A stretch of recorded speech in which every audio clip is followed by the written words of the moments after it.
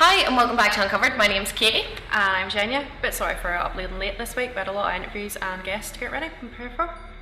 Okay, so if you're new here, our podcast is about like local folklore, conspiracy theories and everything in between. So don't forget to smash that like button And subscribe. and hit the notification bell if you want to see when we upload again. Shout out to our sponsors for today's video, Wholesale International Television Channel of Heritage. Okay, so in today's video we want to have a look at the local witch trials in the Ballymoney area and see what was really going on. As far as our research tells us, the only witch trials to take place in Northern Ireland actually happened in Ballymoney. Okay, so the story, as far as we can tell, is that a local woman from Ballymoney, Mary Dunbar, was harassed and tortured by this woman, Janet Liston. So we wanted to look into it because people genuinely believe that Janet Liston was a witch. It's a bit weird. Was our substitute teacher not called Janet Liston? Yeah, you're She right. was a bit weird She too, was weird. yeah. Yeah. Anyway, we're getting off topic. So what we're going to do is we're going to cut to our interview with Ciara Dunbar and see what she has to say about the topic. So my name is Ciara Dunbar and I'm from Ballymoney. So Mary Dunbar was my great-great-great-grandmother. Basically she was harassed and haunted her entire life by Janet Liston. It started off when she was 18. She went and moved in with a lady called Mrs. Hultridge. Yeah, so like the first night she was there, she went back to her room and her trunk was like wide open and her clothes had been flung all across the floor, which was kind of weird, but probably not. She didn't think straight away that it was a witch. But as time went on, it just got worse and worse. And I mean, she would just be sitting minding her own business and random objects would just start flying across the room and hit her on the head. Like I think there was a potato masher and a candle snuffler, you know, the thing you used to put out a candle. So these random objects would just like hit her in the head and she'd be sleeping.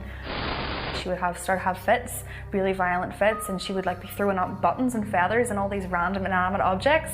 So it was crazy. Like, I know it's in my family, but I mean it's been documented well over the years. I brought this book and it has quite a lot of detail in it, so I'll just read you a bit. Is that okay? Yeah, the last official trial for witchcraft occurred in Carrickfergus and involved a woman from Ballymoney who was accused of tormenting Mary Dunbar, a young woman aged around 18. After one of Mary's aprons had been missing for several days, it strangely turned up one morning in the middle of her parlour floor, its strings tied with 5 unusual knots. So, I mean, that's just bizarre. Why would anyone do that? Mary untied the knots and the next day she was seized with violent pains and afterwards fits and ravings. On one occasion, Mary was compelled to vomit feathers, cotton yarns, pins and buttons and had to be restrained in her fits by 3 strong men. So, I mean, it was absolutely horrific what she went through, you know. So that was our interview with Ciara Dunbar. It was a bit strange, not sure how much of it I believe. I am sceptical myself, bit, to be honest, yeah. Just sounds like it could maybe just be a bit medical things we didn't really know. Yeah, there's a back lot of then. it, like her apron went missing. Like, Yeah, it's only an apron. It's an apron, things go missing. Like, I lose stuff all the time, like, Yeah. I'm so bad for it. But we actually went out and got the book that Ciara was talking about, that Ciara got her information from. So I have it here. Okay, so Lore of the Land, exploring folklore and the supernatural across the Causeway Coast and Glens. So that would imply to me, you know, Folklore. yeah, folklore, It's not entirely real. true, just stories and stuff. Yeah, it's so. not like she's taking this from my history book. And yes, it does say in there, we looked into it, and it does say exactly what she read out, exactly what she's talking about. It says it happened. Whether it did or not, I don't know, she maybe could just been told this story so many times over and over again. that yeah, it's like just her parents not- have told her it as a child and she just genuinely believes it. So I don't really know where we stand with Yeah. that. I'm still skeptical. I haven't been convinced Yeah. yet. I think we need some more information. Yeah.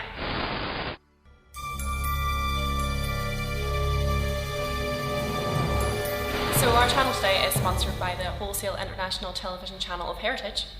If you go onto their page, which we'll link in the description down below, you can get anything from kitchen equipment, Crafting items. candles and accessories, and all you have to do is when you check out, in the little box put uncovered 10 and that will get you 10% off your entire order. Watch out, you'll hit me over the head with that thing. Exactly, that's what Janet used it for. A weapon of destruction. No, it's just a kitchen utensil. Multi-purpose, you know? Yeah, it's used for cooking her victims, or making mashed potato, or murder, or just stirring some soup. Whatever. Well, whatever it was used for, weapon of destruction, potato masher. We're selling it here today for £70. What a great price for all multi-purpose needs, whether that be cooking or murder. So we decided to interview some of the Causeway Coast and Glens museum staff, just to get a bit of more, what's the word? Information. More information.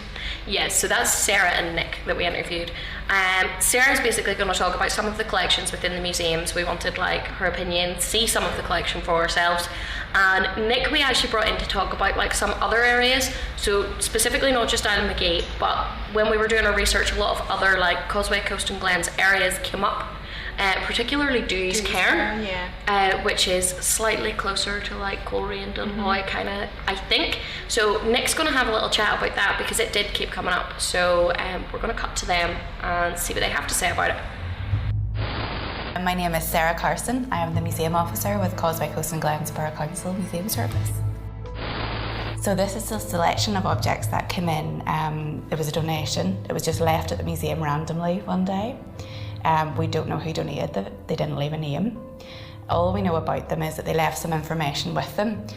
So the buttons that you can see here and the pins, they're apparently what Mary Dunbar threw up. If you know about the Isle of Magee witch trial, Mary Dunbar was one of the victims. So these are apparently what she threw up. Beside that then we have a beetle, which is actually a potato masher. This was also in the house that Mary lived in, and apparently it was on a dresser and it was thrown across the room at Mary. So that was with the notes that was left with the donation. And then we also have this candle snuffer. This would have been used to put out candles. Again, it was in the house and was also flung at Mary at one point by one of the witches. These are not on permanent display at the museum. When they were donated, we accessioned them, we wrapped them up in tissue paper, we put them into boxes, and we have to be really careful to mark locations and stuff on boxes so that anybody could go down and find these. Strangely, every time we go down to look for these, they're not where they're supposed to be, even though we have documented them and recorded the box number. Hi, my name's Dr. Nick Wright. I'm an archaeologist and a specialist in the Neolithic period. Dewey's Cairn is a court tomb. That's one of the 4 types of tomb that were being produced in the Neolithic period. So we're talking about 3,800 to 2,500 BC. These tombs are what we call megalithic structures. So they're really big structures built with really large stones. And they were used for communal burial in that period. We don't know any names from this period. It's a prehistoric period, so we've got no written records. But these Neolithic people, we think they came originally from somewhere around Greece or Turkey, somewhere in that sort of area of Western Asia. And then over several generations traveled sort of up the Danube and then up the Rhine, across into Britain and ultimately into Ireland. In Dewey's Cairn, it looks like there were at least 5 adults who were buried inside. There may have been 6, there may also have been juveniles. It's a bit hard to tell from just the bone fragments that we have. And we know that they were buried with polished stone axe heads, with arrowheads and with pottery. So obviously the people who buried them were giving them gifts to take into the afterlife as well. Oh, look, these sorts of things have had all sorts of names attached to them through more recent history. Often they're called giants' graves or witches' tombs or that sort of thing. We know as archaeologists that they were tombs from the Neolithic period, so much earlier than most of the folklore attached to them. I mean, at this site, there's even a story that sometimes in a full moon, you see a girl or a lady peeing in the stones, urinating, so God knows what that's about. That was a bit weird with Sarah, them items moved. And like, yeah, I wonder what's going on there. Like, the items, really like, explain that. Who's going to be down in a museum, like, storage facility, just randomly moving stuff? That doesn't make any sense. Doesn't really make much sense. Anyway, speaking of not much sense, it's time to cut to our sponsors. Wholesale International Television Channel of Heritage. Where did you got that? I know, right? It's a mouthful. Welcome back to Wholesale International Television Channel of Heritage. Now, what on earth are these old buttons doing on our table, on our show? Hey! They aren't any old buttons. They're magic buttons, of course. Magic buttons? What are you on about? You know what? I think it's just easier if I just show you. What? How did you do? What? How are you doing that? It's actually so simple. You just pop one of these magic buttons into your pocket, and hey presto, you have a brand new jacket. And we're selling these on the show. Mm-hmm. And how much are these? Wait, £20 for an unlimited amount of jackets. Wow, that's pretty good. Now that's it, folks. Grab your magic buttons. Now on which? Do you think I could try one of these? Pretty good. White looks really good on you. Nice. Oh, do you not have a friend that lives in Islamagee? What's her name? Rachel. Yeah, could you not like interview her? Like she works in the shop, does she not? You could see. One step ahead of you. I actually did phone her the other evening to get a bit of information, you know, see. Did you record it? I did. I recorded Brilliant. it. So, do you want to have a wee listen to that now? Yeah, let's have a listen. Hey, so we've been doing some research on stories about like strange witching behaviour going on like around the Islamagee kind of areas. Just sort of wondering if you've seen anything or heard anything strange going on. I actually have. I'm like a local worker in the shop in Ballymoney, and there was this one lady, and she came in and bought like the weirdest things. She'd come in like once a week and like buy out all of our sage stock, like fresh and dried. So weird. She also used to walk her cats around, and like she'd tie them up outside, but they didn't act like cats. They just sat and like glared in at the shop. So strange. And then, she came to the shop one day, and we noticed a wart on her face. Not that I care about warts, but the next week she came in, it was on a different side of her face. That's really strange. So weird. And then like, she had like one more wee thing, like every now and again you'd be chatting to her and she'd like speak in rhyme. Like just rhyme it at you and you're like, okay, that's very nice. And then she always said a riddle before she left. I can't remember any of them because it was creeped me out so much, but so weird. That's so strange. Well, thank you so much for, giving us some insight on the local intel of all this strange witching behaviour that's going on. No problem, it's my pleasure. Have fun with your research. You need to be careful with that. You might summon a witch or something. What are you on about? It's just a candle snuffer. Don't be a silly Billy. It's a witch whistle. It emits ultrasonic sound only witches can hear.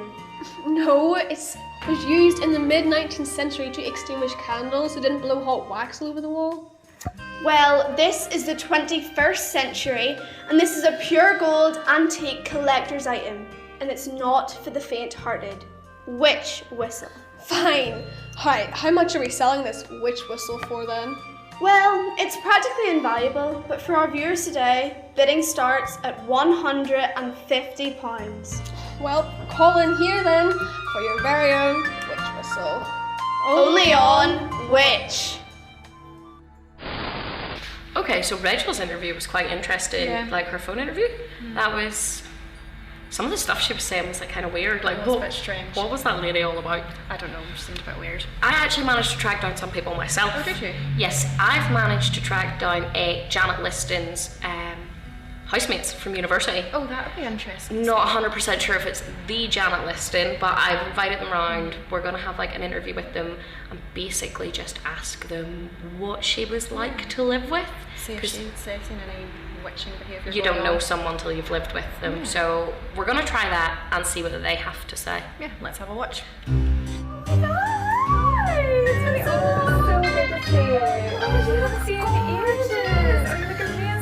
Oh my god, you too? How are you? I'm good. Are you good?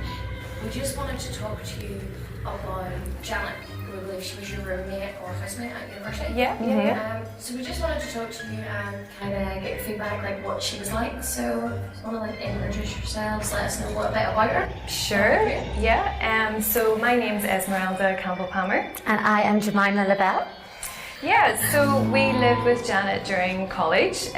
We lived together. It wasn't for a very long time, maybe six months, I think so, yeah. We used to have group dinners, do you remember? Oh yeah, they were good fun. That was so cute. So like we used to make these like big pots of food, like once a week one of us would do it, and we'd all sit around and like, you know, mixing the pot and just having a laugh. And so good. And Janet always made mashed potato. Like no matter, like just every week mashed potato. That was her go-to dinner. And the kittens. Oh my god, the house was always full of kittens. Like she was a real cat person. She studied far more than us. Like we would go out a good bit, like, and she'd always be in her room. In college, don't you? You know, you'd like to go out and party, and we'd be walking back up the road eating our curry chips after a few glasses of wine. Yeah, we'd be like singing, be like, you know, like, ring a ring a rosy, and then you'd see like, I know her candle would still be on. Like she was in like the attic room, the tower bit at the top. Yeah. And you'd be like, yes, Janet's up for the crack. I know, we'd be up ready to torment her, but as soon as she heard us coming, candle would be out, didn't want to know. Did you pause it? Fell out a bit, didn't we? Yeah, we did. We had a bit of a, falling. Well, it wasn't really falling out. She just disappeared. Packed up and left one, in the middle of the night one time. Took the kittens and everything, and didn't clean her room. We didn't get the deposit back. No. So we were out of pocket, and so we kind of I've searched for her, like on Facebook and all, but I can't seem to find her. So she has just kind of disappeared. So I'm dying to know, like, what has she done? What is she up to now? Like, can't you tell us? Local rumour has it that Janet may have been a witch, and we're wondering if you thought a witch?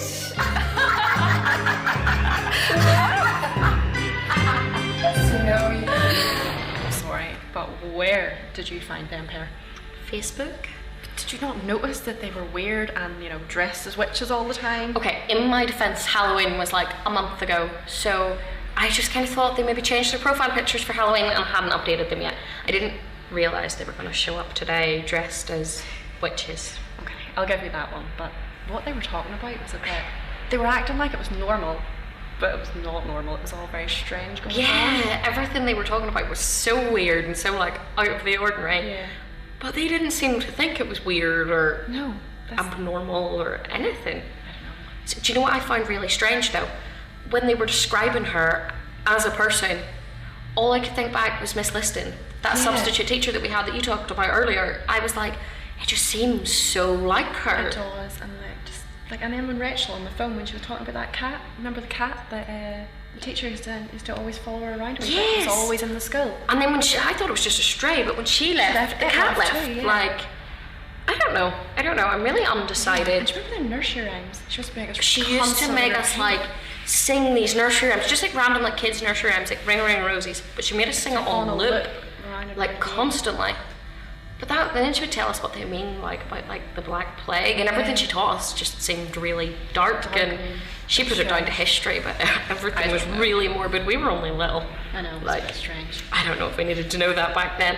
I think we need to do a bit more research into all this. I think so too, because I'm like, everything that they've talked about so far, I'm like, could be explained by something else, but then it just all seems a little bit off. So I think we're going to have to do a little bit more research and maybe do another video.